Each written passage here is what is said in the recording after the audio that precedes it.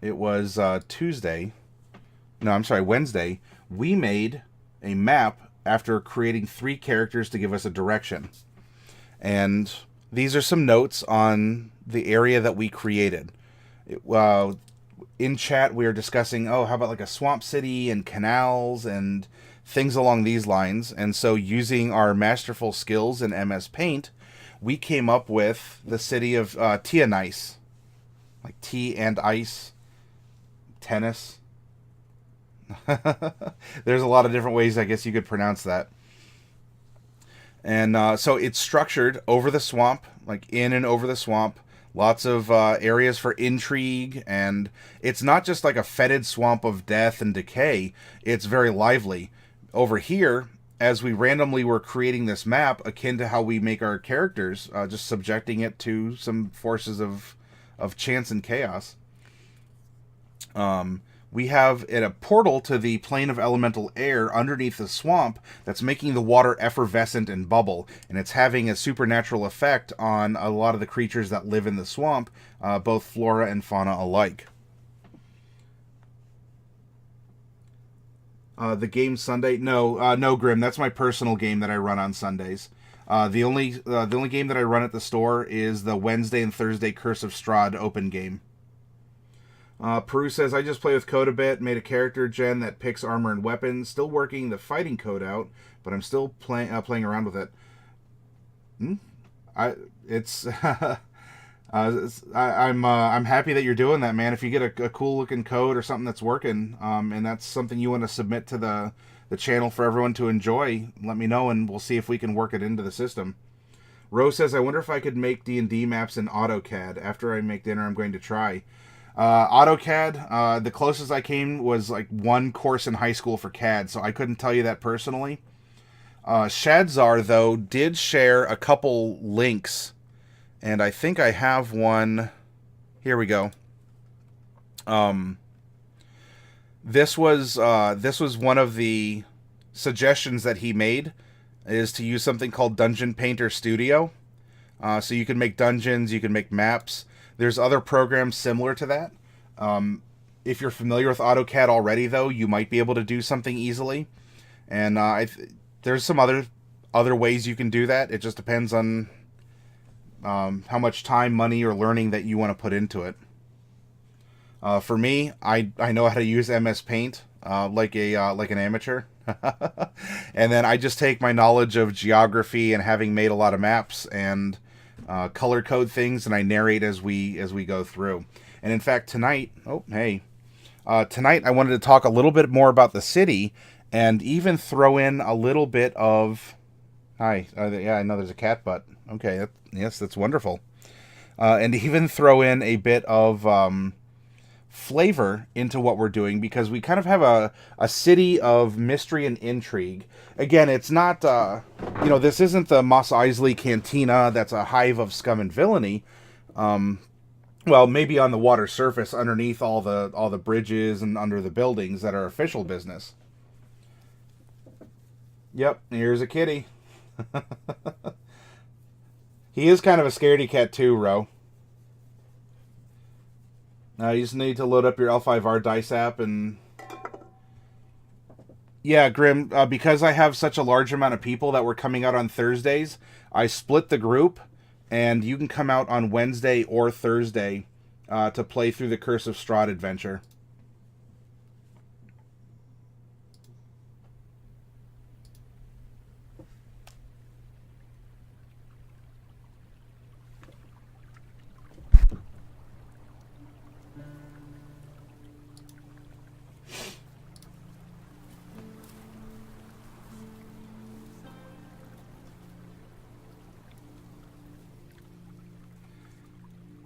Oh, Peru.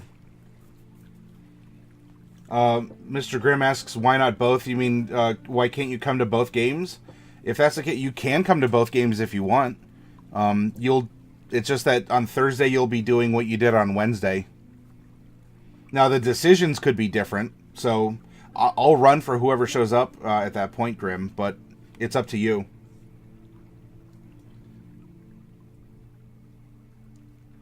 Okay, yeah. So Dark Wolf and Kitty on Paper / will be there on Wednesdays.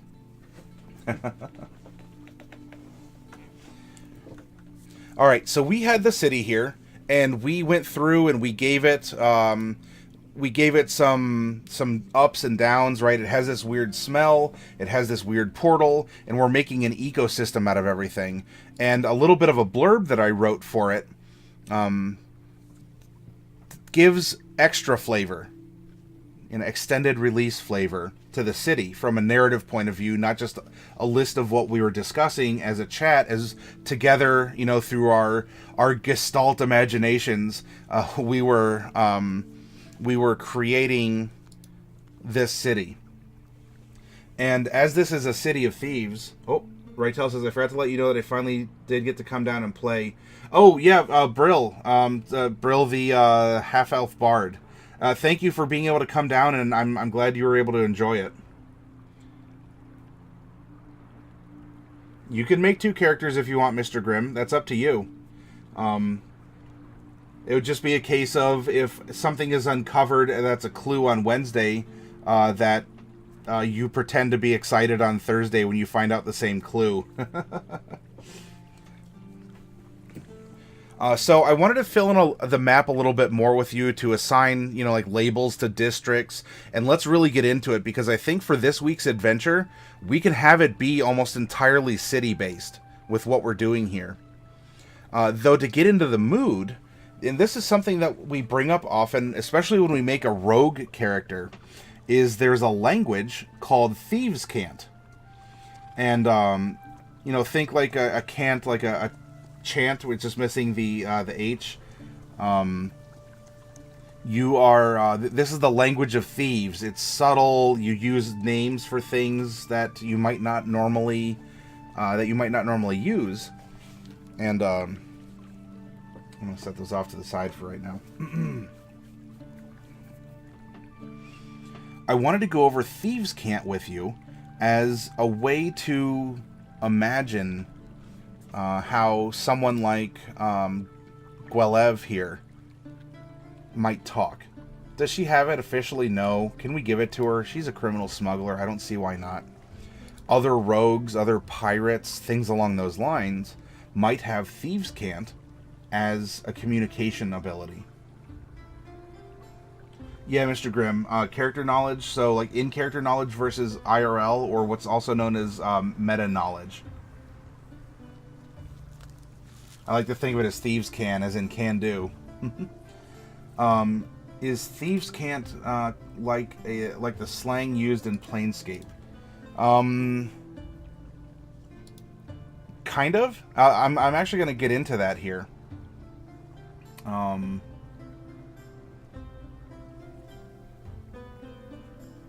It's a Cockney accent.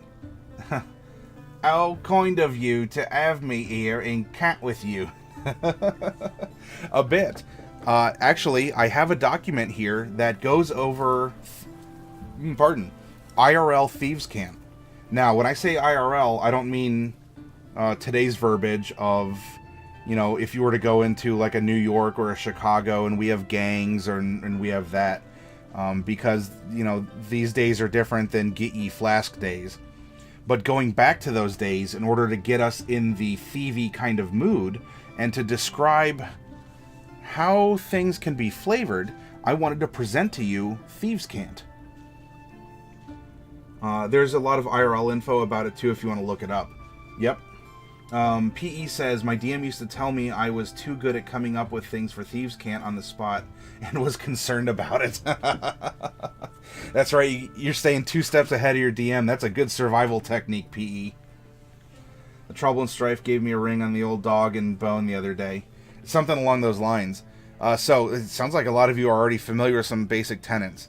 Now, the disclaimer is, while I'm not going to go into anything overtly sexual or gory, thieves are colorful folk who use descriptive language, and also because this is based out of older English, there might be a word or two that is no longer meaning what it used to. So what we're going over is historical, it's meant to be contextual, and there will be references to, kind of shady underbelly sort of stuff. That is my disclaimer to you, and we're going to go now into the underworld, into the underbelly, and find out how people might talk in this city if they understand Thieves Cant. Cockney rhyming slang, double and strife, wife, dog, and bone equals phone. Is that what you're saying, Bobicus? All right. So, Thieves Cant often will describe something that is the opposite of what you mean. So, for example, here we have an abbess, right? So that this is the mistress of the abbey, right? The woman who runs an abbey. However, in Thieves Cant, if you say that you just finished making a confessional to the abbess, you have been talking to the proprietor of a brothel. An academy, right? Oh, I just got back from the academy. And by the way, if any of you are British or whatnot, please disregard my accent. So, is academy an esteemed place of learning? It is. In Thieves Cant, to go study at the academy, or the academy is a brothel. A place that you're going to spend coin on other pursuits of the mind and fantasy.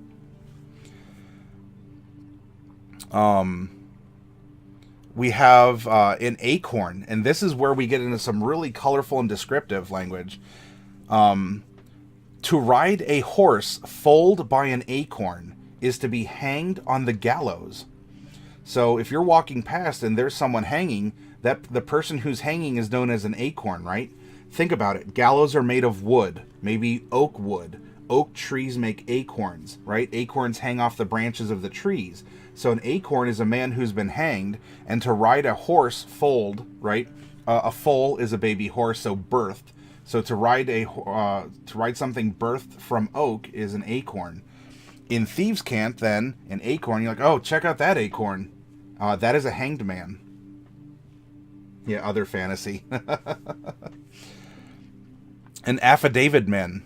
A witness for hire, someone who will swear to anything in court if paid to do so. These kind of scams happen, right? You get, maybe you bribe a man who's down on his luck, a homeless man or something, to say, no, you saw a woman in a white dress run out past the store at midnight, and here's your bag of gold. And so the guards will bring in the witness at the court hearing, and he will swear up and down that woman in white, oh, she ran faster than the devil. It was about midnight, and I think she wore a white dress. Could have been a ghost for all I knew. That's an affidavit man. Air and exercise. So we aren't just getting opposites and nor kind of creative descriptions. We also get a little bit of cheeky tongue. Air and exercise. He has had air and exercise, i.e. he has been whipped at the cart's tail. So someone who's being drug in, right? He's cuffed in manacles, or he has like lashes around his wrists, and he's being drugged behind a cart through town, and someone is lashing him. He's receiving his air and exercise. Very good for the health, that, isn't it? Also, gallows look like a sawhorse made of wood. A sawhorse born from a tree. Yep, there you go. Different ways to take it, right? If any of you have other takes, other slang too, please feel free to share it. But we're getting into the thievy mood tonight. You rolled for your class and gender and got a 97. So in those are separate rolls. Mr. Grimm, if you're using the character generator, it's kind of a step-by-step thing on the document that I put in the Discord. Was there another... If you have a specific question, let me know too. Otherwise, just kind of follow it down step by step, and fill in the character sheet in an appropriate fashion.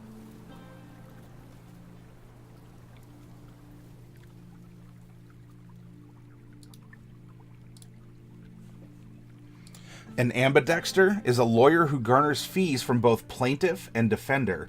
So, right, we have both hands. If you're ambidextrous, you can use both hands proficiently. So this is that, you get the shady arms dealer who's selling to both sides. We have a lawyer who is, hedging his bets. And keep in mind, too, that in older English, Your dexterous hand referred to dexter was right, sinister was left. And of course now we know sinister to be like evil or whatnot. Well, in societies, your left hand was often your not often used or your polite to use hand. And the reason for that is many more people than not are right-handed. And so you use your right hand to salute, shake your hand, to write, and you do all these important social things with your right hand. When you lived in days before you had toilet paper, you would do personal hygiene with your not often used hand, if you get what I'm saying.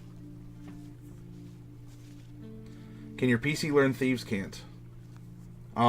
That's partially up to your DM. So, classes like Rogue give you Thieves Cant. There's nothing really saying that you can't have this inborn language. I would run it past your DM though, Rowmonger. Lefties are sinister, demon spawn, all of them. Thieves can, but you really don't speak it in game. You just say, I'm speaking Thieves Cant. Yeah, a lot of people just say, they'll give a signal, like, I don't know, they'll touch their nose as they talk, or grab their wrist, or, I don't know, hold a stick or something and say in Thieves Cant.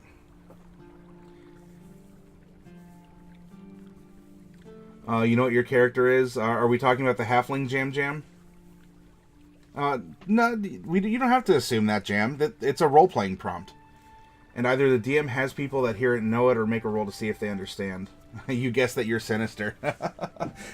So you're a lefty. It's like alignment languages, it just happens off screen. Yeah. So, a few other things here. Let's go through. Now, this, of course, is...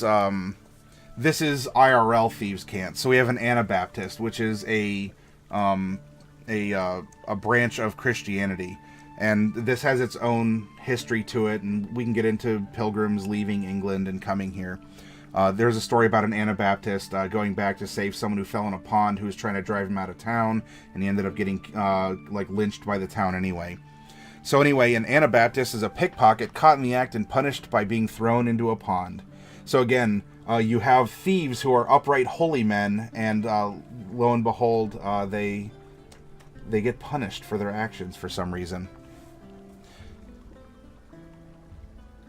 Angling for coppers. Begging out of a prison window with a cap or box let down on the end of a long string. So, someone's in prison, and in fact, I think it was King who mentioned he wanted a place called the Mindbreak Prison here in our city. And so you would have people, now maybe not like hard prison, but we're talking kind of like the county jail that would actually face the street and have barred windows. Some people might want to beg for a bail or just for a copper to pay the commissary for something. And so they'd put a hand out the barred window, and some passersby might take pity on the prisoner or the person thrown in the drunk tank and give them some money. Jam's going into a dungeon. You got a 13 or greater, and you with a normal roll, and you get a +2. Hopefully you win this, Jam. Yeah, what is this, Indiana Jones? An ark, right? We're talking about like Noah's Ark. We're talking about this holy boat. Well, an ark is a boat. So in this swamp area, if you have a thief character or you're interacting, he might tell you, meet me at the ark at midnight. Hey, there you go, Jam. You ended up winning 300 experience points.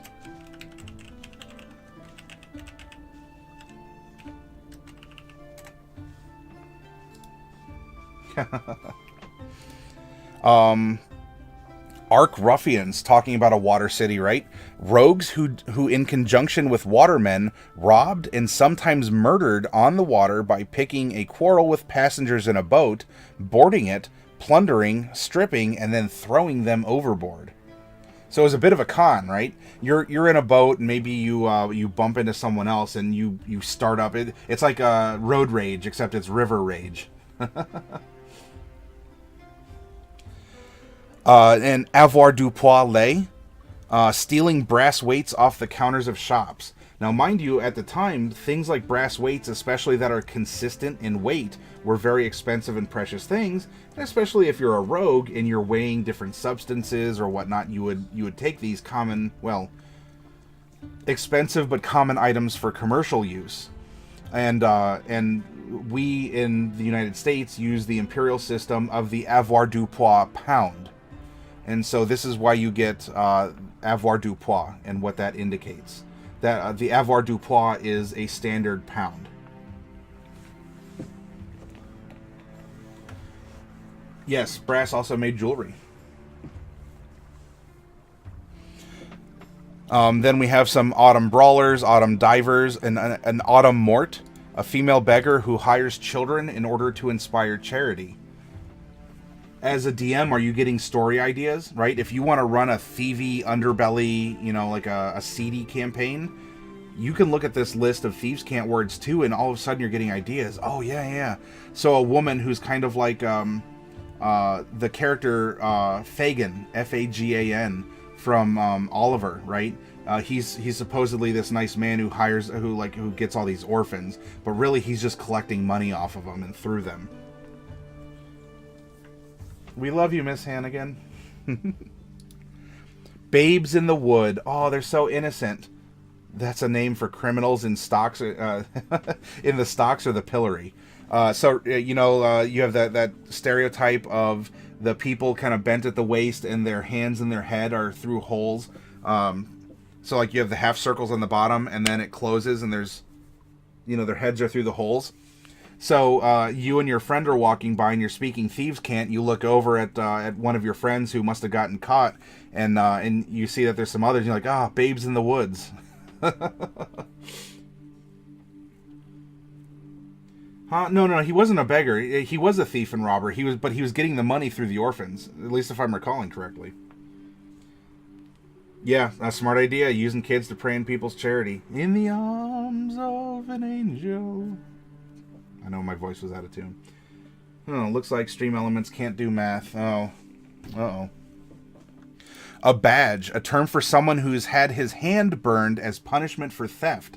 So, in this case, if you're speaking Thieves Cant and you're mentioning a badge, so someone might have had a T for thief or a symbol of some kind burned onto the front or back of his hand.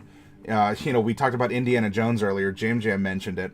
Remember when the one Nazi was grabbing for the symbol in the fire and ended up burning his hand, but he could still see part of it? So in this case, if you're caught and they brand your hand, you can say, "Here's my badge." Okay, you got Dragonborn. Where do I find the sub races? It's all on there, Mr. Grimm. If you're using this, you go through the dice roll summary one step at a time, and then you reference these 2 pages here. And you got a Dragonborn in this case. So here's a special rule for if you want to randomly produce your Dragonborn characteristics. Otherwise, go into your PHB and you can choose something at home.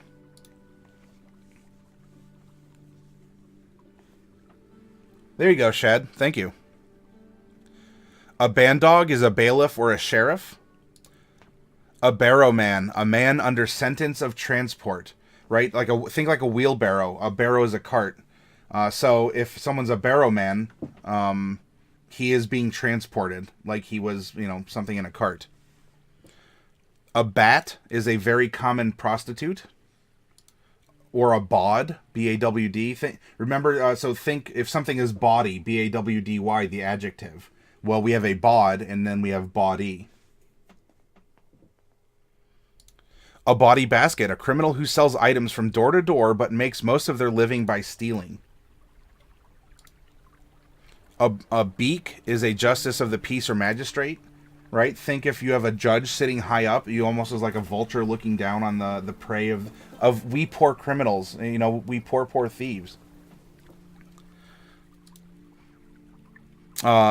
Beef. To cry beef is to give an alarm. To be in a man's beef is to wound him with a sword.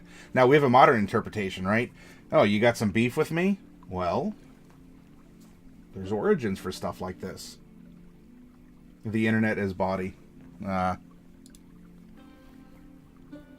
beggar maker is a man who owns a tavern, right? You make that connection. You could be an upstanding moral citizen, but if you're selling drink, you are a beggar maker, because a lot of people will be coming to you to want your drinks and your services. Bene, this is another common one. Like if you as a player character or even as a DM with a PC want some common words, focus on stuff like this. Say, oh, it's a Bene day today, Bene. For beneficial or other good meaning words, and throw that in, and you just learn 5 different words, mix it in, and there you're speaking Thieves Cant. Bene bows, good beer. Bene Cove is a good fellow, and that's because, and this is another common word used in Thieves Cant, a cove is a man. It's just a reference for like a person, a guy. Scope that cove over there, or that cove is a barrow man. Looks like he's on his way to be an acorn. Ah, look at that. Now we're starting to incorporate these ideas into sentences, and we're conveying these ideas in a way that people who are not initiated to our Thieves Guild that we're making here tonight, they wouldn't understand. They think maybe, I don't know, maybe you're drunk or you're just talking nonsense. Bilk. This is probably a common word that you still understand. To be bilked. Bingo is a brandy or other spirit, and a bingo boy is a drinker of brandy. A bingo Mort is a female drinker of brandy. And if you remember up here, we had an autumn Mort was a female beggar. So then we have a Mort down here, and now we're starting to see some consistencies in the language. Them fleet kicks are on point, yo. Exactly. So, we have our own interesting nicknames for things and people that we use. A Bess or a Betty, right? Here, so you're a thief character. You bring out Old Bess, and that's your crowbar. Ben is a fool. Maybe you know someone named Ben who is a fool. But if you want to describe someone who's foolish, you can say, "Oh, check that Ben, that Ben over there," something along those lines.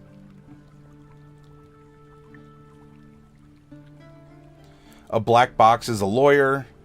To bite is to steal.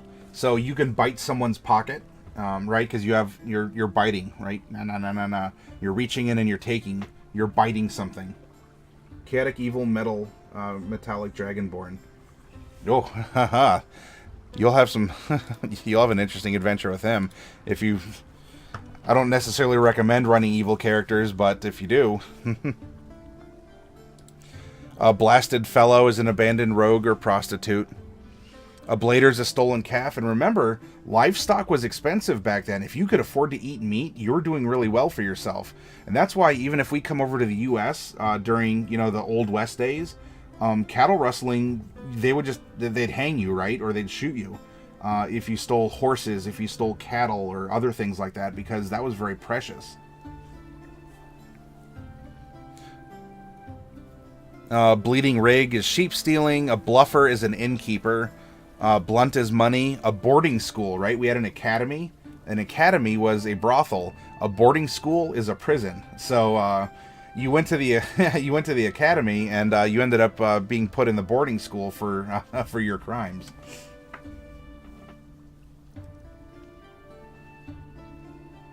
A bubber is a thief who steals from taverns.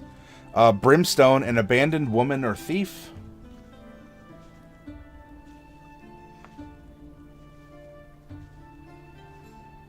Burning the ken is to flee a tavern without paying your bill. A bus napper is a constable.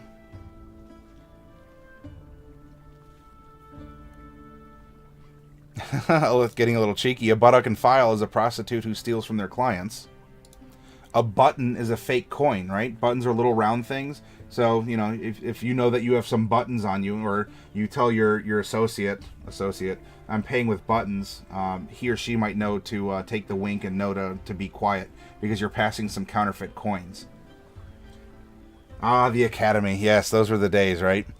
To cackle is to inform on a thief. In other words, you're a tattletale. You're a stool pigeon. You're a lot of these other things. I thought they all stole from their clients. Canters, right? Thieves cant. Canters. Thieves or beggars.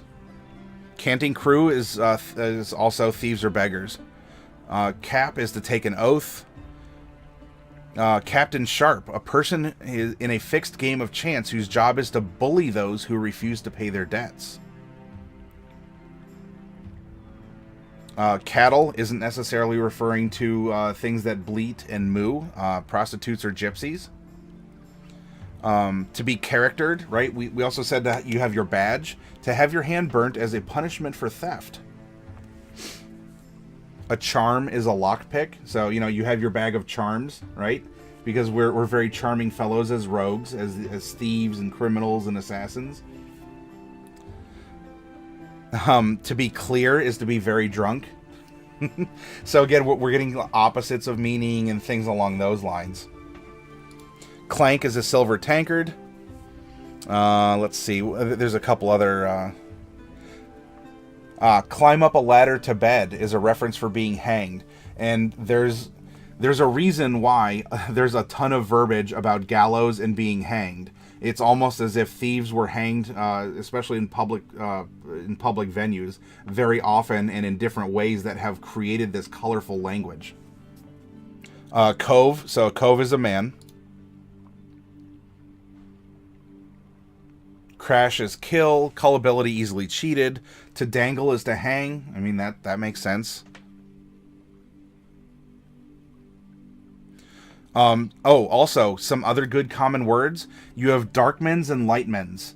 It's nighttime and daytime. So, you say, oh, that cove there, wait until darkmens and let your hood down and give the signal. He's a Bene lad who will...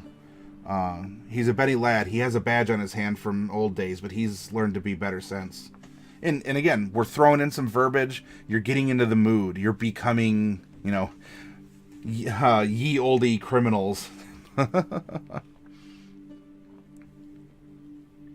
Dimber Damber is a chief thief. Ding Boy is a mugger. To dive is to pick a pocket, right? Your hand dives into their pocket and pulls out what's there.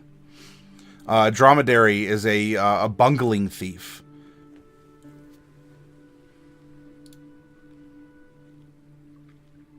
All right.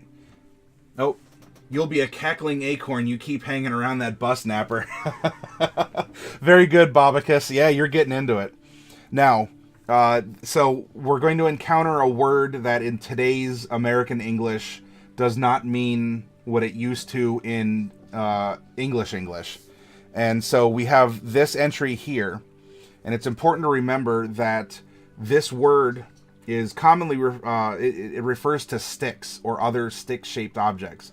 If you go across the pond to England and other places, cigarettes are often called this.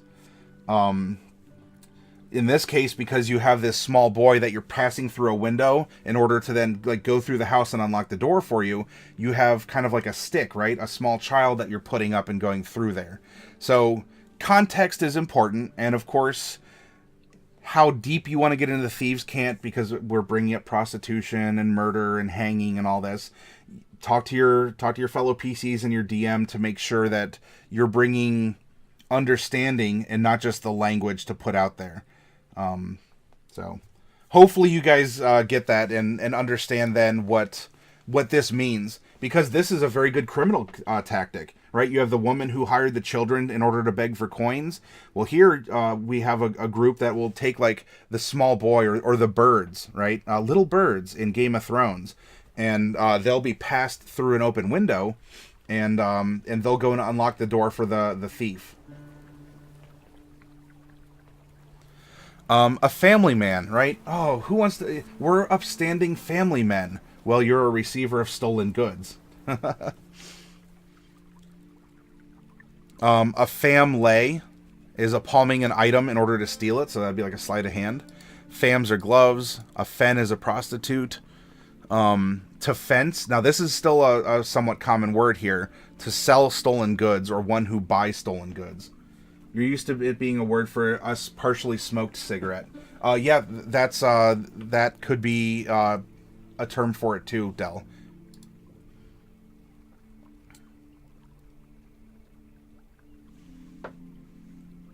We have filchers and anglers. An angler is someone who... actually, we'll go up to it, because this is also giving context to the time and how people were stealing. And also what the culture of this society was like. We come up to an angler here. Pilferers or petty thieves who, with a stick having a hook at the end, steal goods out of shop windows, grates, etc. And it's also someone who draws in victims in order to rob them. So think, you have,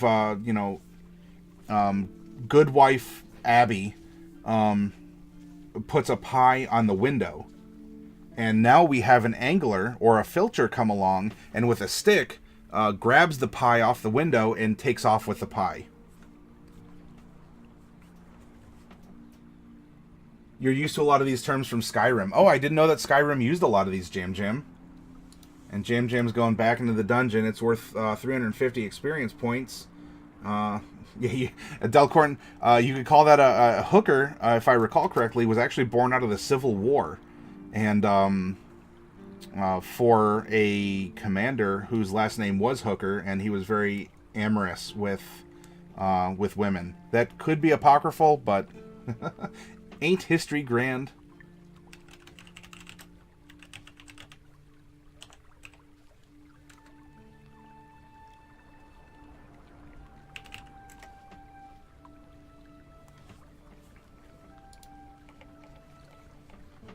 So now, again, with these terms, so are we imagining the city? There's pies in windows. Shops do want to have windows open, right? There's no air conditioning. There's no real heating.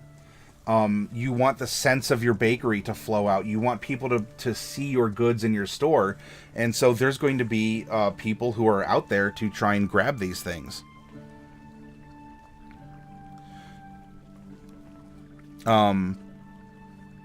Let's see. A galler's coach is a cart used to take felons to execution. A gentleman's master is a highwayman.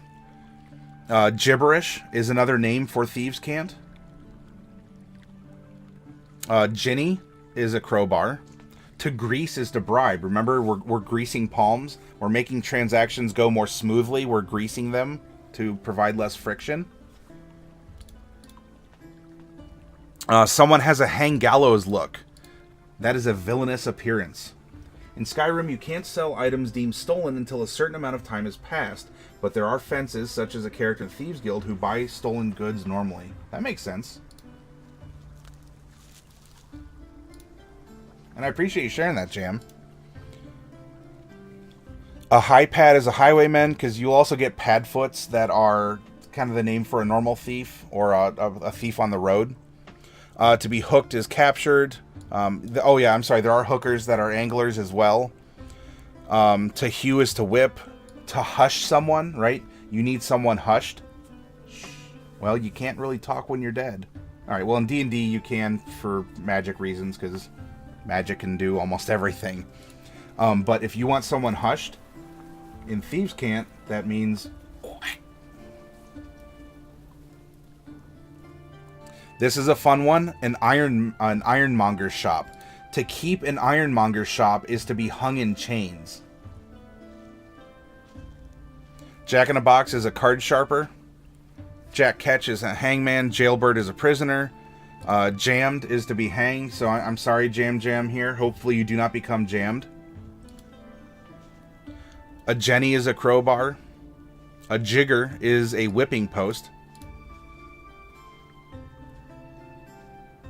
A juggler's box is a device used to burn the hands of criminals. Again, we're seeing consistency. And think, a juggler's box. Well, if this box has the brand, and they must brand their hands by holding it, what's going to happen if you have something hot you're holding? Kates and Kens. Kitties are young thieves. King's pitchers. It's a fun way to refer to money. Okay. You have very colorful, flavorful language as well. If you can see that, what laced mutton is referring to. A leaf. Go with the fall of the leaf is to be hanged. Again, it's another tree reference, right? To be long-tongued is to be unable to keep a secret. Oh, that cove is long-tongued. Lowry is money. Lullypriggers. Thieves who steal wet clothes off of clotheslines. Look, there weren't washing machines, there weren't laundromats. How do you do your laundry? Someone's gonna go and, take your skivvies. So just as we had Dark Man's above, we have Light Man's, which is daytime. Little Snake Man is a boy passed through a window in order to open a door. Again, we're getting alternate terms for this style of crime and architecture, right? All of this is hinting at culture, not just the act of a criminal, but criminals adapt to the areas that they're at. Old ancient China had criminals, and old England had criminals, and they operated differently because their cultures were different, their norms were different, their architecture was different. There could have been, but you might not have apple pies to put on the windowsill in China, but there might have been something else, and so we could have similar instances occurring in all these locations. But this is indicating that making certain foods and also putting them out to cool was a norm in this society. Jam's going into the forest. Can you defeat it for 200 experience? Yeah. Oh no, disadvantage. Oh, that's a 2. I'm sorry. The Orc Warband. Bad end, Jam. Bad end. PE says, I've gotten so used to these kinds of terms because the first long-term character I played was a rogue, and now I'm starting to play a gypsy tiefling cleric. Oh, that's a really cool combination. And I'm glad now, PE, so were you using these terms, or was your DM also using these terms? What was the context of your game that you were able to sprinkle these terms into it? I'd really love for others to be able to share terms or how to effectively use them in a campaign on either side of the DM screen, if you use a DM screen. A made man, remember? If you've watched a lot of mafia movies, a made man is someone who's joined the mafia. Well, this is a member of a thieves guild. A milch cow is one who's easily tricked out of his money. A mort, because remember there's different types of morts that we saw above. That is just addressing a woman. So we have coves who are men and morts who are women. Can you use your card to change that? No, I'm sorry, Jam. It lies where it lies. Peru's going into the forest, and Ogre is going to maybe stomp Peru. Let's see. You get a +3 modifier. Yeah, look at you, Peru. You got this.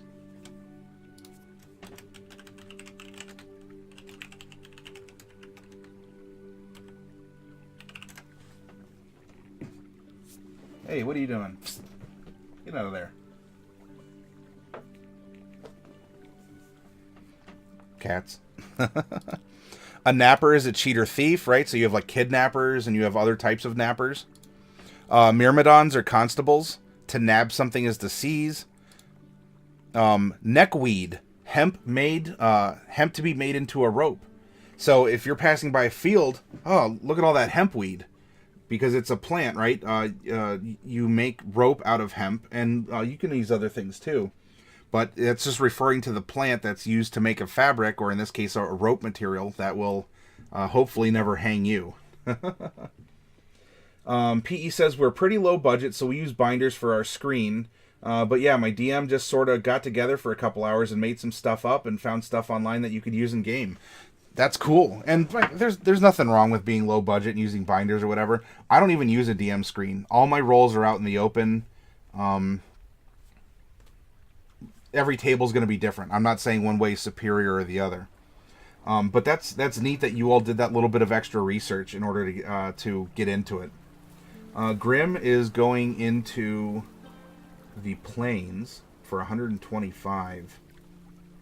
And you get it. Nice. Good going, Mr. Grimm.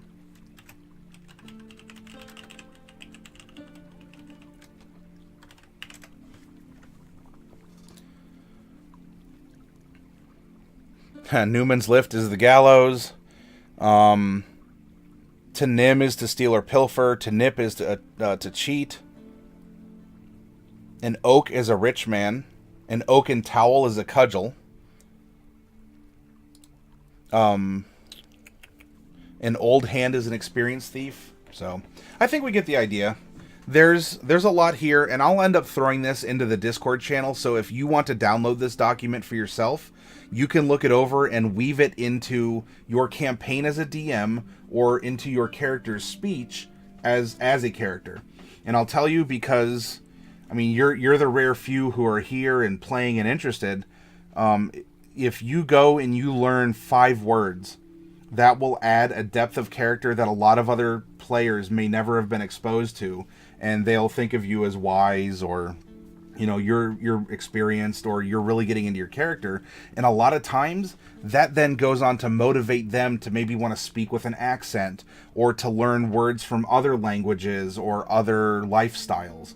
And suddenly we find that the environment, the meta environment, is influencing the in-game environment, and everything becomes that much more rich. We're able to understand the architecture better, the legal system better, the culture, everything is a little bit more fleshed out, because we go and we just insert 5, 10 more random words that are describing things going on around us. PE says, for example, something I used often was icing, meaning to say to keep cool and keep a low profile. Yeah, even if you make it up, that's perfectly fine. In context, it makes perfect sense, and it's showing that you're paying attention and going that extra mile. That's really good of you, PE. Bobicus says, I've never seen an acorn become an oak, oddly enough. That is a... See, this is thieves' wisdom. This is what an... what was the name for... What was the name for an old thief? Rich man. Oh, an old hand. So this is something that an old hand, you might hear an old hand say to a, there's a term for a new thief up here. But yeah, I've never seen an acorn become an oak, oddly enough. Oh, Bobicus, that was great. An onion is a seal or a signet ring. So you show someone your onion.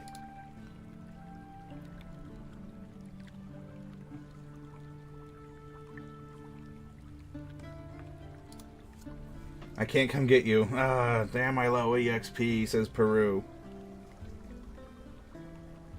Oh, yeah. Yeah.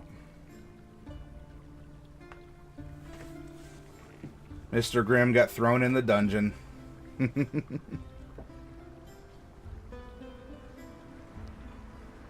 I think these were all kind of the big ones, and I made my point at this point, because we're having we're having fun, and we're seeing consistencies.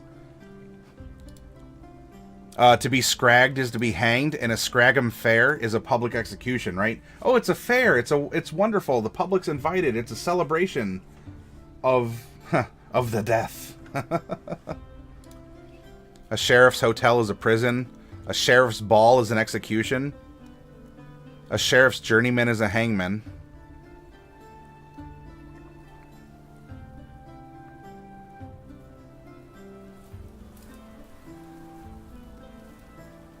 The Stophole Abbey is a central hideout or guild for thieves. Remember, abbeys are holy places where righteous men and women gather, right?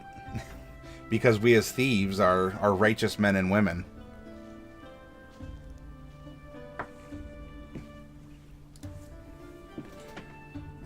Okay, Bobicus is looking at Steam elements, and it looks like the way you get complex commands done is by linking to a web service using a custom API.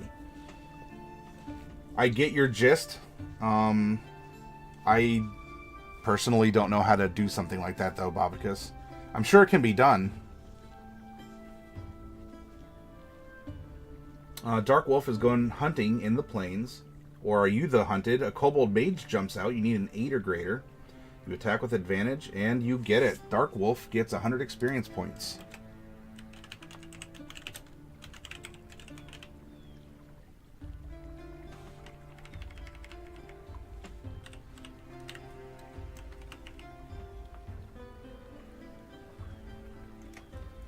Jam asks for a res, please, and comes back as a male halfling bard. Hey, you have a twig and berries now. Oh, interesting, Mr. Grimm. That's quite the character you're forming. Hopefully, you're having fun on that journey.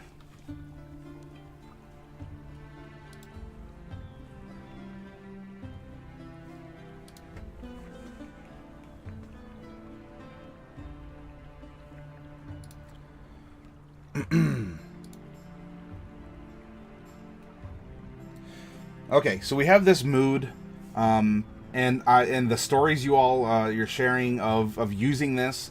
It's great that you're inspired and you're doing this. And if you're not currently, adding in little accents, adding in some verbiage that you make up, or you do some historical research, something like that. Those little details. Again, add 5 words that you're just using consistently. Cove, Mort, Acorn, right? That Babacus is bringing up, and I've never seen an acorn become an oak. That's a great experience. That's a great expression.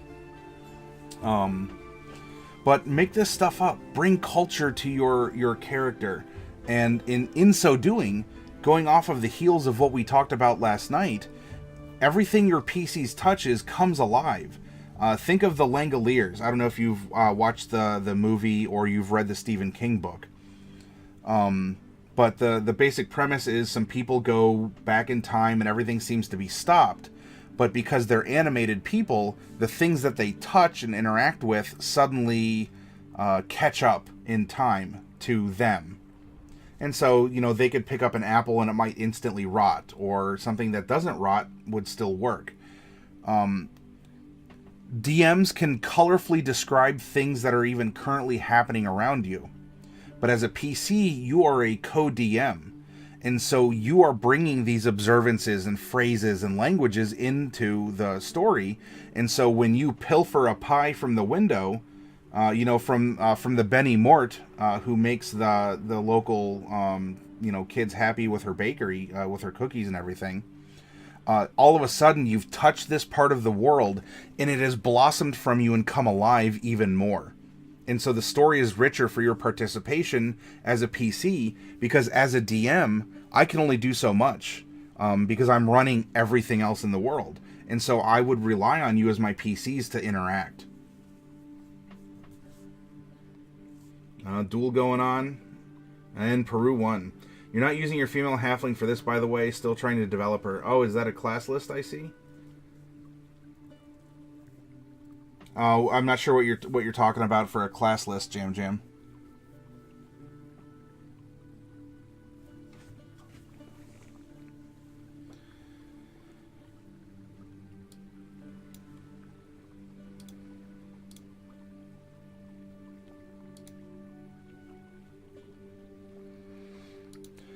So taking the translations from Thieves Cant, we've already started making some custom names and giving reasons behind those names for aspects of the city. For instance, the fog, we can call it fog or mist, though the locals call it Mixla. We have these Globahar, Golbahar, which are a type of tree like a mangrove, if I recall correctly. And therefore we have things local creatures that are unique, possibly mutated because of the influence of this portal to the elemental plane of air. We have Golba climbers, which are mangrove snakes and are poisonous. They eat bog rats, and so we've just instantly created another species. And unlucky kiddos, too. Oh, yeah. So what we were talking about, or what you saw here, this is the random character generator, and this is, if you're going down, this will give you the different things you can roll for each of the classes, which are then explained a little bit more below. This is in the Discord, if you wanted to check it out, and that is here. There you go.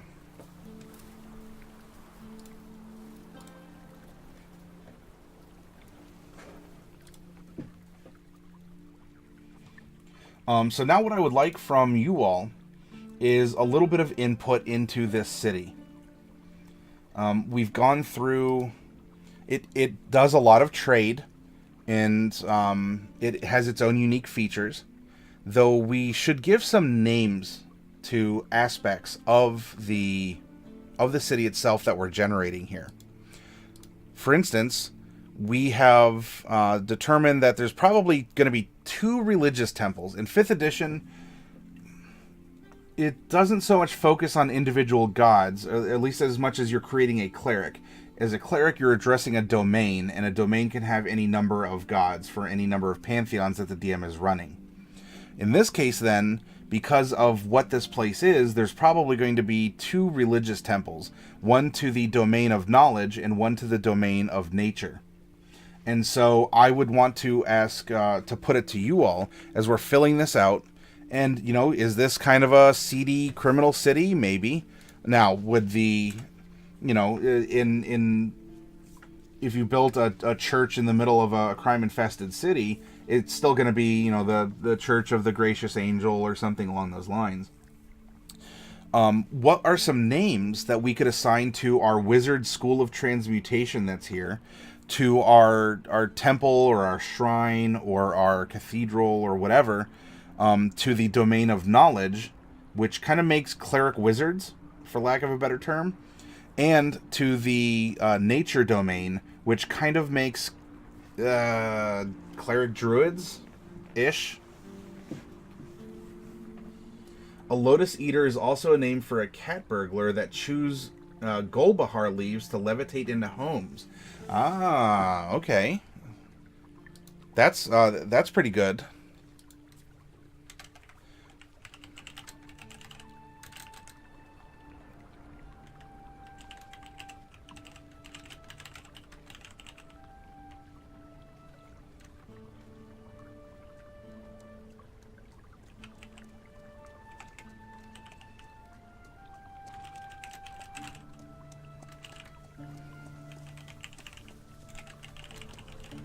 Okay, there we go.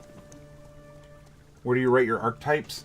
Normally on a character sheet, Mr. Grimm, you could put that in parentheses or after a comma, or some in class and level, you would indicate that up here if you wanted to.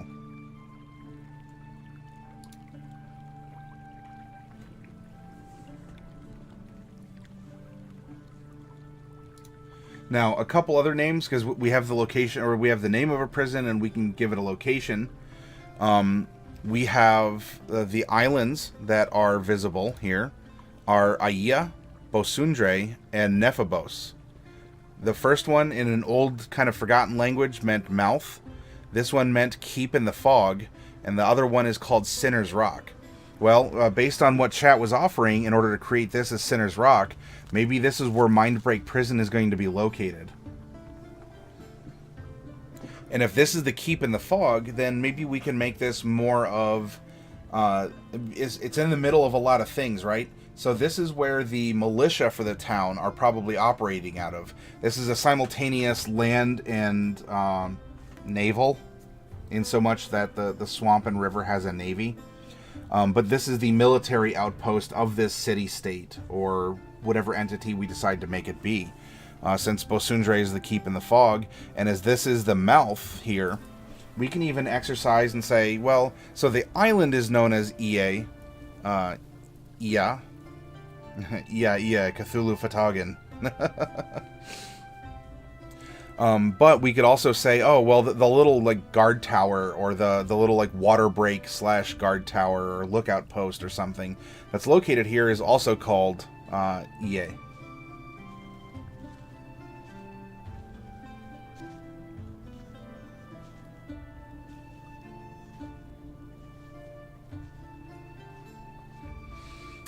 Over here, because this is actually situated on dry land, it's surrounded by forest, and it's a little less accessible. This is where the upper echelons of neighborhoods are located, and also where a lot of the executive decisions are made. Because it looks down over the swamp, and it's high up on grassy areas. So it has some defensible capabilities, and it is aesthetically better than being You know, being located like 10 feet above an effervescent, stinky swamp. Why are you meowing? I don't know. I'm still saying you pronounced Fatagan wrong. Oh, I am still saying. All right. Yeah, Cthulhu Fatagan. Are you going to visit me? I don't know if he's going to. You got a totem warrior and circle of the land. That'll be interesting. So the totem of the or the totem warrior is going to allow you to take on some animalistic instincts and abilities, and the circle of the land is going to empower you with more spells.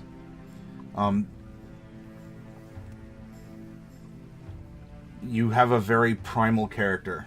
I'll put it that way. Okay, so the city's getting built up. We have this culture. We have this whole...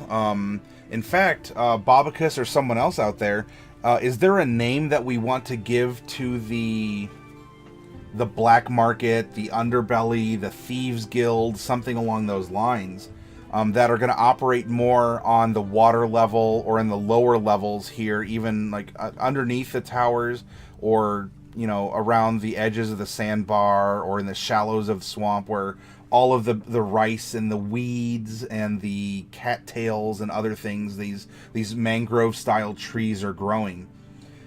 This is the ecology of the place. So having warmed up with Thieves Cant, what would we want to call our criminal area, our criminal organization, our home base? Something to do with Mixla? Well, Bobicus points up a good point. The fog that is created by this portal to the elemental plane of air is bubbling through the swamp water, making it fizzy like soda. And so there's always this fog kind of like hanging over as all these little bubbles are hissing all the time. And that magic intrinsically is enhancing things. And also because the water is churning and very oxygenated, number one, it's creating a smell because all the rotting stuff is fizzing up. But because it's so oxygenated and turning, things live and they grow really big and then they die and get broken down really quickly. So the cycle of life that happens in these waters, the waters themselves are kind of stagnant, right? It's still a swamp, or it's like a lowland depression. It's not quite like a lake. But they're churning more than moving. So it's still kind of stagnant water, but it's stagnant going this way, not stagnant flowing one way or the other. He has a knight background too. Hey, that's fine. That just means he carries himself, you know, with the sense of pride and accomplishment. Make sure you read the knight and compare it to the noble, and that can still work really well. I mean, we're talking, well, kind of a druid. You might be able to argue he was reincarnated, but there's a character in Game of Thrones that comes to mind, because not all knights are good, okay? What's that thing when they spritz you with water at church? The thing that does it is called an aspergillium, apparently. Yeah, that's the little, so it's like a little scepter, or sometimes it has like some strings or whatnot. You dip it in, and when you baptize a child, you sprinkle holy water with this scepter. A cattail sounds like it could be Thieves Cant for a cat burglar. Yeah, that could be it too. In fact, we can even... Maybe there's something cultural where cattails, which, by the way, you can eat. Now, I wouldn't recommend just going to any ditch by a highway and getting them, but cattails are in agriculture. You can eat cattail root. It's not bad. But that's true. You know, we can add some... we have our generic Thieves Cant. Well, there could be some local words in here, too, where, you know, a cattail is another term for a cat burglar. And there's going to be a lot of cat burgling going on, right? Because we have a lot of cities are being built up out of the swamp. And we also have these concepts of levitation. There's a magic college of transmutation. That's the fly spell. That's levitate. That's featherfall and all this other stuff. And so vertical movement and freedom of movement above the swamp waters is big. So just because you're on the 10th floor doesn't mean your pie's not going to get stolen. So good point, Dark Wolf. The Chocobos, says Delcorin.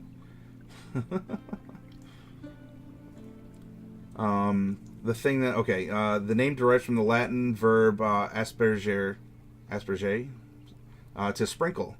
The thieves are called aspirants, and the Thieves Guild are known as the Climbers. OPIBF, Grim. O is for things like options. For instance, if you're an Outlander, there's 10 Outlander styles that you can be. However, if you're a noble, there are no styles of noble to be broken down. And then personality traits is P, so you roll twice for those. And then you roll once for ideals, bonds, and flaws. And that's what those initials stand for. Okay, so look, through Bobicus, and you all are welcome to submit other words, come up with verbs and adjectives, and make this city come alive. We have... so, thieves are generally called aspirants, right? Because these are holy men, right? They aspire, they lift themselves up. They do, but maybe not for the same reasons. So thieves are generally called aspirants, and the guild is known as the Climbers. To go down to the lower district is to be anointed by the Mixla, essentially. Okay, look at this.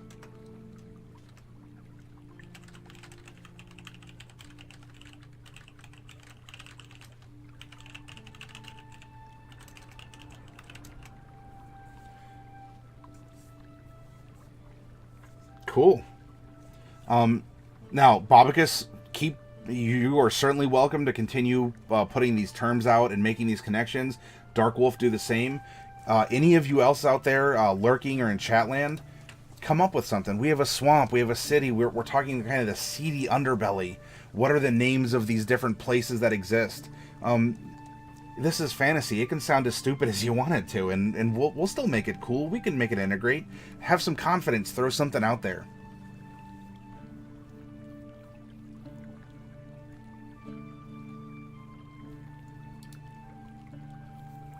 Oh, Jam, you vote Tortuga? What did you want to be Tortuga, Jam? Oh, and you also asked what class deals with summons. Those are really the magic classes, can do different types of summons. It just depends on the style of summon you want. You vote the Underground to be named Tortuga. Oh, Grim wants there to be a bar called the Dingy Rat. Hey, that's fine.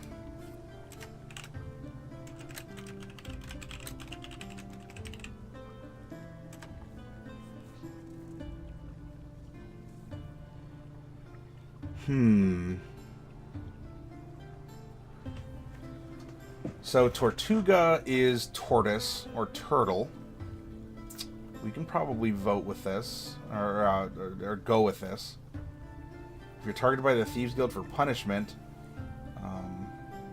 oh my! So instead of branding hands, they actually use some sort of a corrosive acid, probably native to a plant in the area, and they'll sprinkle you with the aspergillum, in order to mark you as a failed thief or a traitor or as a lesson to others. That's good culture. The Dingy Rat can go within Tortuga, assuming the name is chosen. These attacks leave streaks of melted flesh down your face. Yeah, that they would. Talk about, like, we had the book The Scarlet Letter, right? Well, this is something way different. Or heck, even the Japanese Yakuza, you cut off your pinky as a sign of loyalty. Dark Wolf, something like a gang can be called gators. Ah, okay. Now, if you wanted to, we could work that into a bit of a pun, where we have We have something like alligators, right? We have a city. We have alleys through it. And gators are... so these are people who jump fences in order to get into places. So we have alligators that are referencing alligators who live in this Everglades, right? We said this was kind of like a Florida Everglades, like Louisiana bayou kind of a situation. So you can reference alligators, or you can also say that there are alligators that are proficient in running in between buildings or jumping over things. PE says if you're robbed by the guild, you could be considered blessed. Oh, so we almost have a. You could argue that we have also the domain of trickery, just not officially, but it's almost as if the Thieves Guild here is acting as a third unspoken domain for clerics to take, which is in the PHB, but you can take the trickery domain and effectively be a holy rogue. I mean, it's kind of a broad sentiment, but...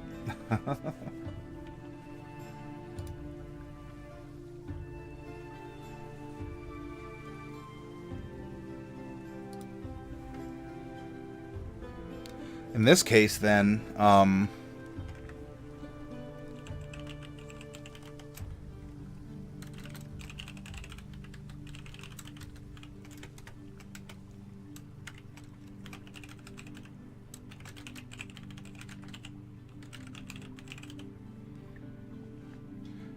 now for Jam Jam, I'm still trying to think of your proposition here.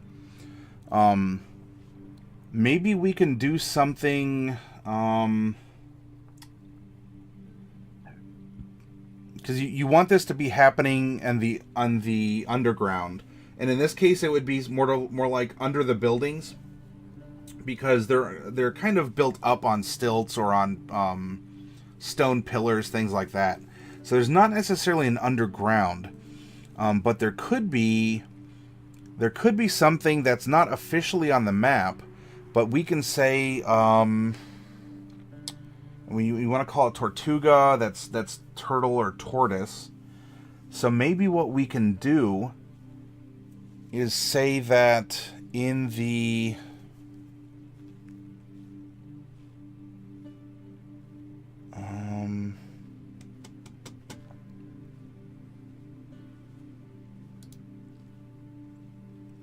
let's get the circle maker. I bet what we could do is...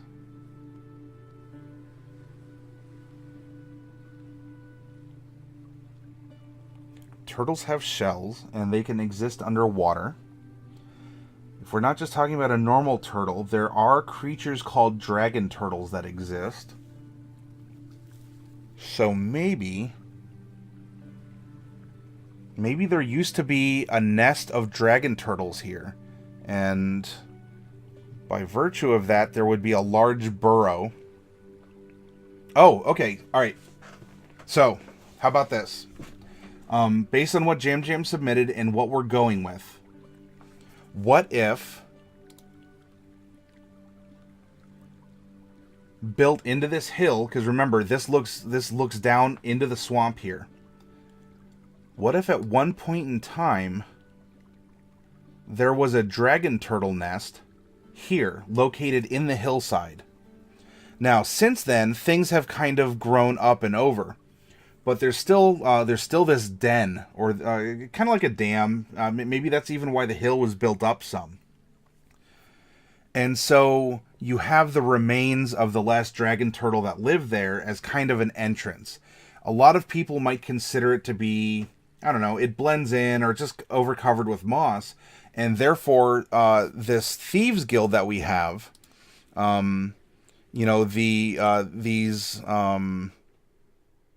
these climbers, these aspirants, have discovered that if you go, that there's a way that you could go under the shell into this air bubble and through that shell in under the hill. That is where the Thieves Guild can exist. And if we want to add in a little bit of fun, we said that this was like the government sector, right? So the Thieves Guild is underneath the executive place where they make all these decisions. Now, are the decisions in, in proper order? We have lawful good people or whatever in charge? Maybe. But that won't keep the Thieves Guild from eavesdropping or infiltrating the meetings in some fashion in order to be able to go back out into the city and spread that information up and down the river, all around the swamp, things along those lines. Does that sound like a good take on what you were doing, Jam? And anyone else? Do you like this idea too? Yeah, no, Jim, I got it. That was the place of piracy in Pirates of the Caribbean. Babica says, those who live far down in the Mixla develop rough, coarse voices from the damage to their vocal cords. This degeneration of the vocal cords is known as Michka. And you know what? What you just did there, Babicus,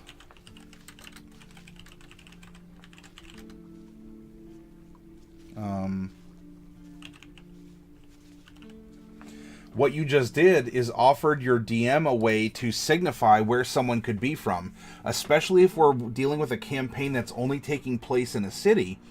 If you have a character come up, especially as a halfling or a dwarf or something, and he talks like this, has this very deep voice, all of a sudden, you as a character say, oh, deep voice, especially coming from a little 2'10" person, I know, you must live down in the Mixla. Oh, yes, I am a rice farmer. I live to the south and west by where the river splits. I guess that would be east. The south and east where the river splits. Thank you for noticing.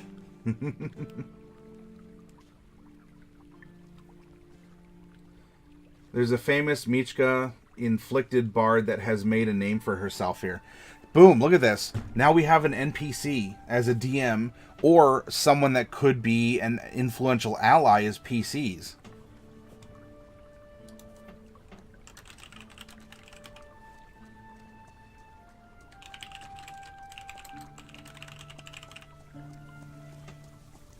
You like the sound of this, Peru? So you're getting into this. So we have two official religions, right? We have these deities who have these official temples of nature and knowledge. We have a wizard school here, right? Everything is above board. We have formal education. We have wealth, prosperity, agriculture. But there's a thriving underbelly, and we're making the city come alive. In fact, it's so thriving that there's actually a third domain for clerics, the trickery domain, that can even be sprung up here.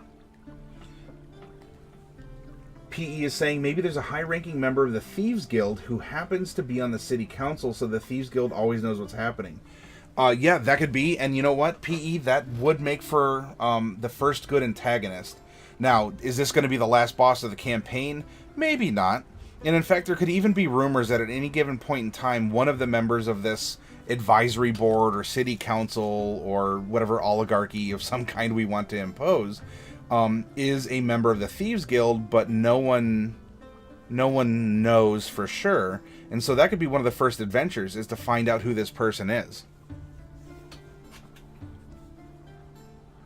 That's a good idea, PE.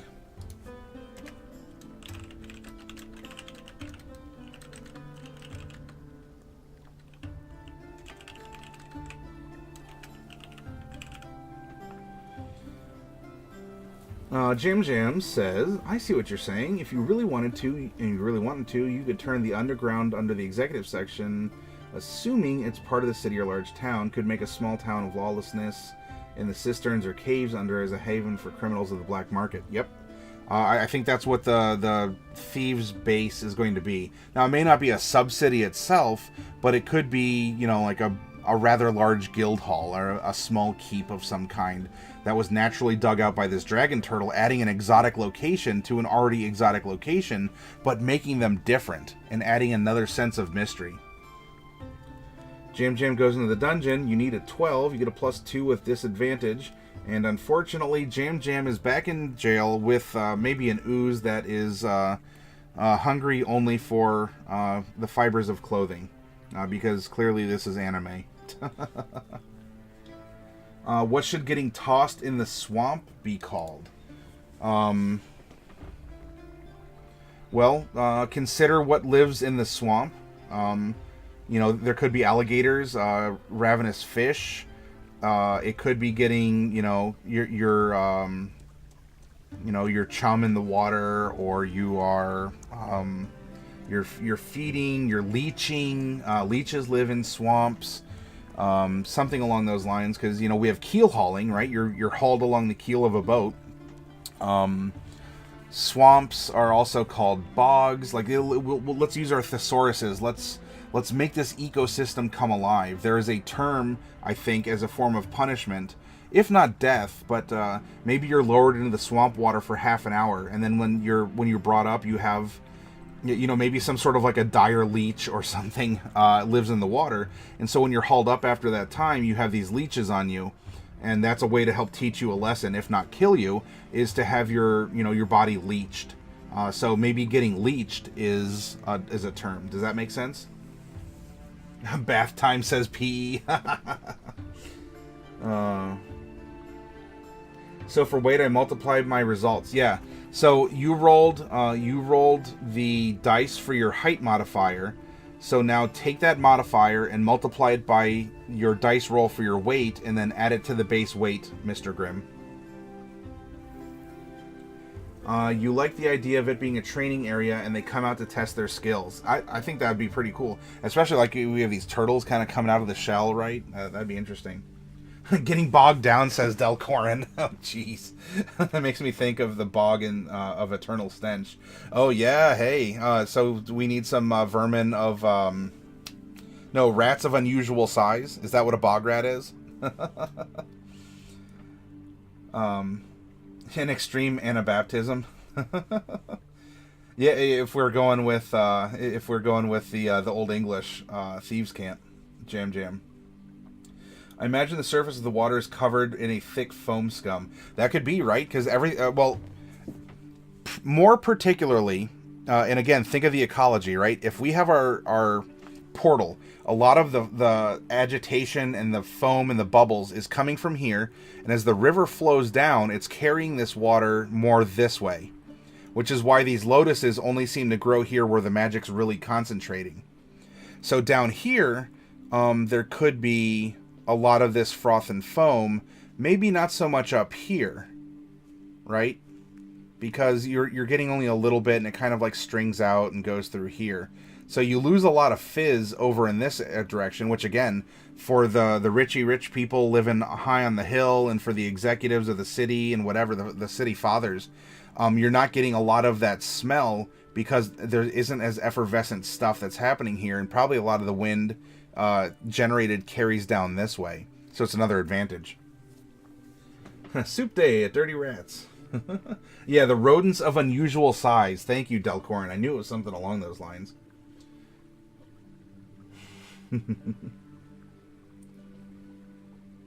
The foam could be called swamp clouds. Oh, yeah. You give it a nice, we're in a city in the sky. Look down, you can see the shapes in the clouds, and those shapes might be alligators, but... Think Geek used to sell plush. Oh, really? Oh, I'll have to look out for those. Princess Bride was a really good movie. I like that.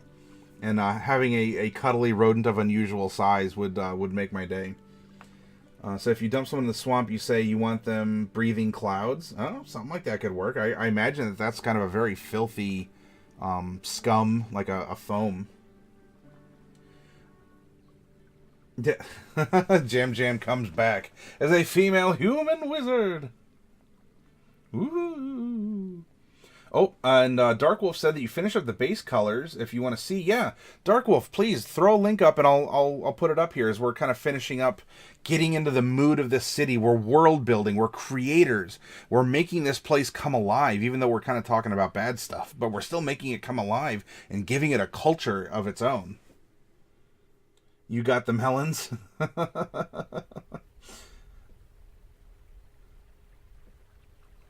They did loom like rats, and you're pretty much right on. Yep, that's a great movie. It is Peru.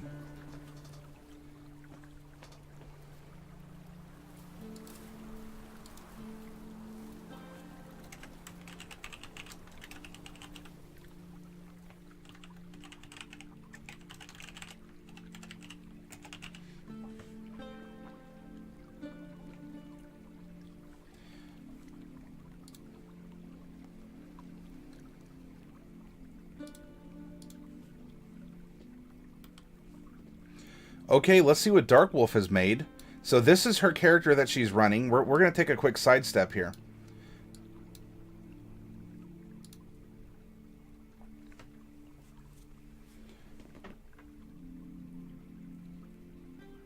Oh, well, Jim, I don't have it marked for adult-only conversation, so I'm kind of keeping things PG-13. But I wouldn't worry. Your exclamation above is fine within that realm, so don't worry about it. Yes, that's right. We're a light domain stream here, Jam. Light and life domain stream. The foams could sometimes detach from the swamp and actually fly up. Oh yeah, that's true. Because everything is so effervescent, right? You have this lifting magic. That's good as well. So yeah, you might actually see some like bubbles and foamy clouds kind of lifting up as they, especially on like on a day with strong winds, and just woo, it goes up.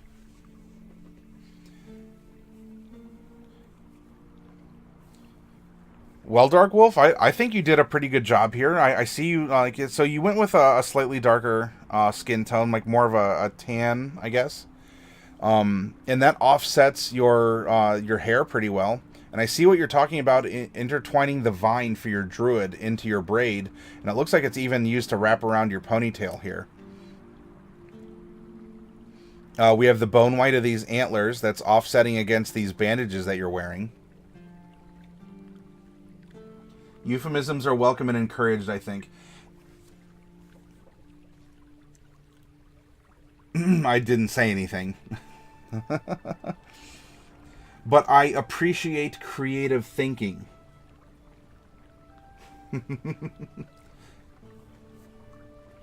If a swamp cloud blows into your face and you end up actually breathing clouds, it's probably, yes. I'd imagine it's not cotton candy, Bobicus.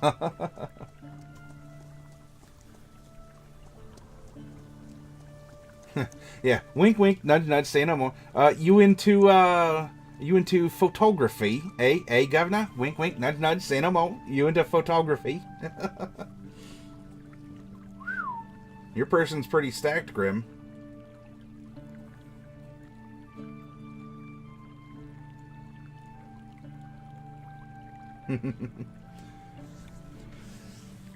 Well, everyone, so this is what Dark Wolf was using for her character in Curse of Strahd, an elven druid.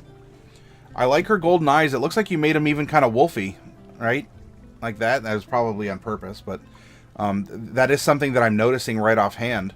I like the vine intertwined, and I like the fuzzy texture you gave her pelt.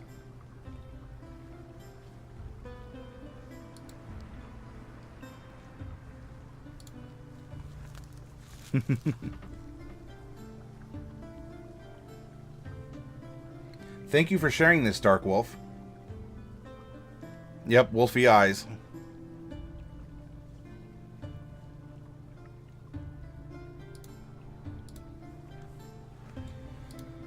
All right. I will. Do I need to resolve this? Otherwise, I'm going to get up and take another break, and then we'll head into the last little bit here. Jam goes into the plains. You need an 8 or greater, and you do so. So Jam is going to win 50 EXP.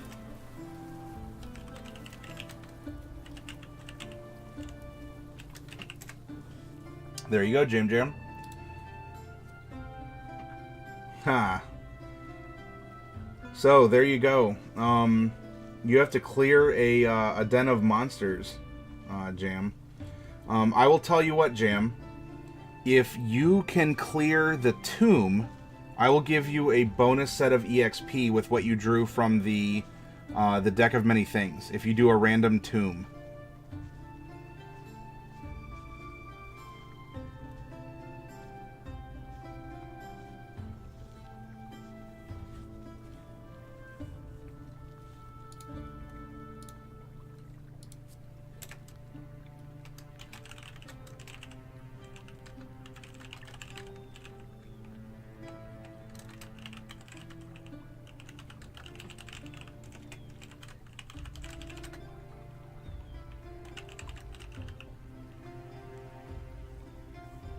Oh, Jam, peruse after you.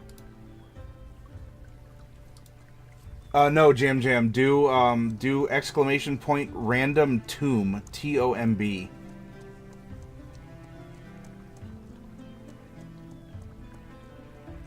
Jam Jam defeated Perugia.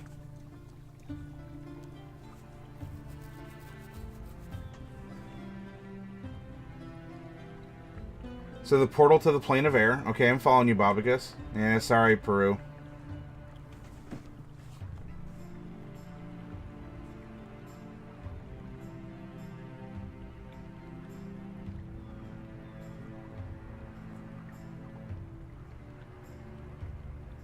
A sudden noise. Hello? Deep inside this tomb, a vampire appears. Only a 15 or greater can defeat it. If you attack with advantage, adding a +4 modifier. You have advantage. Oh no, Jam Jam, the vampire got you. Ripperonis. So close. You heard someone describe such a thing not as a rift or hole, but rather as an area where the element just sort of leaks into the world. Yeah, that could very well be, right? We're probably not losing water out of the bog, right? Because it would probably just drain through a hole. But it's an area of liminality where the two places grow very thin.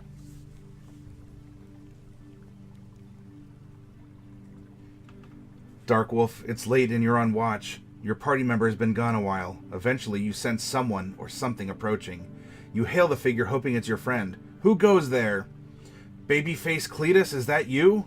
It stops. It moves forward and suddenly responds. Super Vinland! What do? You're now a vampire human mage. Hey, so maybe an advantage, Jam Jam? I don't know. Technically no. Undeath?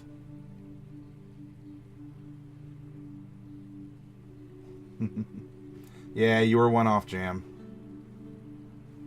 Okay, I'll tell you what. While you guys are doing this, Delcorin's going into the Underdark. Oh, big swinger here. Disadvantage with a +4. Oh, I know. What's it gonna be? What's it gonna be? Here it is. Oh, 19 and 4. A gas spore explodes and kills Delcorin. Rip. Del might need a res, please.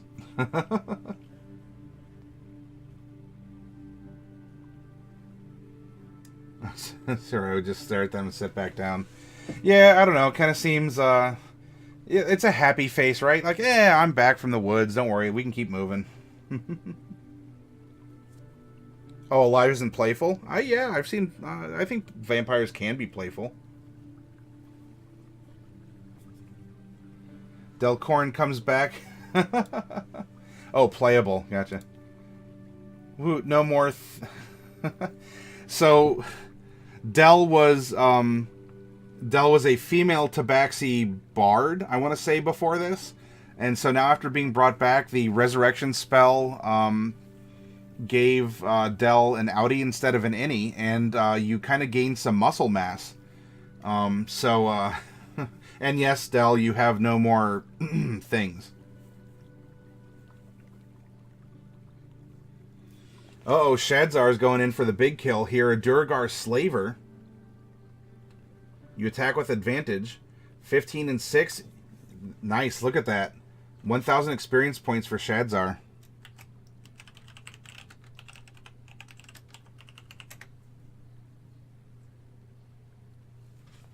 Okay, I'm going to take a quick break. I'm going to drink a little bit more tea, and I will be back, and we'll go into just some fun Q&A for a little bit.